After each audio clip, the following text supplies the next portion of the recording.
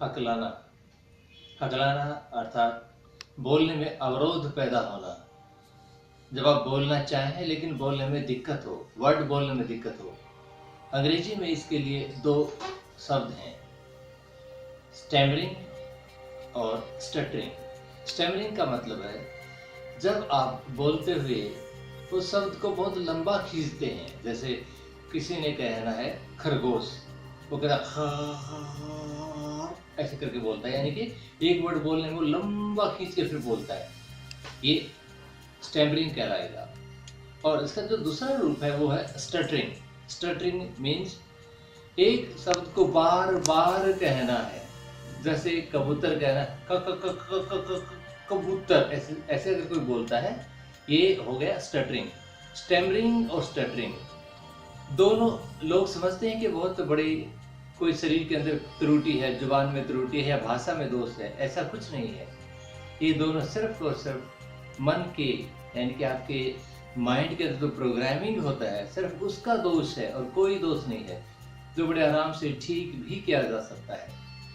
इसको ठीक करने के लिए अगर इससे संबंधित आपके मन के अंदर प्रोग्राम ठीक कर दिया जाता है तो ये बिल्कुल ठीक होता है। अगर किसी बच्चे को या बड़े को ये इस प्रकार का दोष है तो उसे आवाज सुधारने वाले के पास जाने की आवश्यकता नहीं है। जैसे जैसे कोई तुतलाता है तो उसके लिए आप जा सकते हैं, लेकिन जिसको हकलाना वाला दिक्कत है उसे किसी आवाज सुधारने वाले में या किसी ऐसे डॉक्टर के पास जाने की जरूरत नहीं कि जहाँ को ठीक कराए, बल्कि ये बड़े आराम से साइकोलॉजिकल तरीकों से बड़े आराम से ठीक हो जाता है। खासतौर से अगर इसे सम्मोहन से ठीक करते हैं, हिप्नोसिस से ठीक करते हैं, तो बिल्कुल सही हो जाता है। हमारे लिए ये जानना बहुत ज़रूरी हो जाता है कि ये होता क्यों है। इसके सिर्फ दो प्रकार के कारण हैं मुख्य रूप से देखा जाए तो।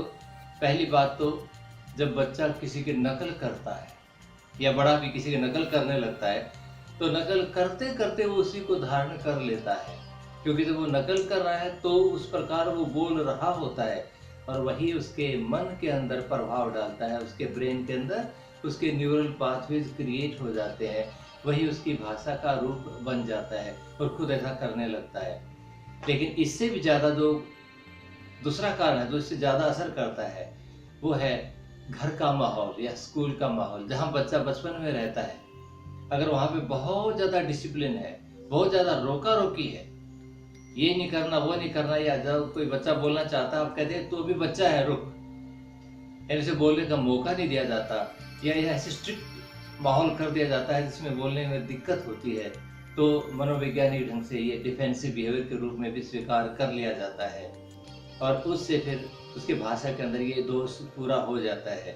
इसलिए अपने घर का माहौल बहुत फ्रेंडली वार्म का रखिए, बहुत मिला जुला हंसी मजाक का खुशी का माहौल रखिए, हर एक को बोलने का मौका दीजिए, एक्सप्रेस करने का मौका दीजिए, तभी तो भाषा विकसित होगी और बच्चे का विकास भी होगा।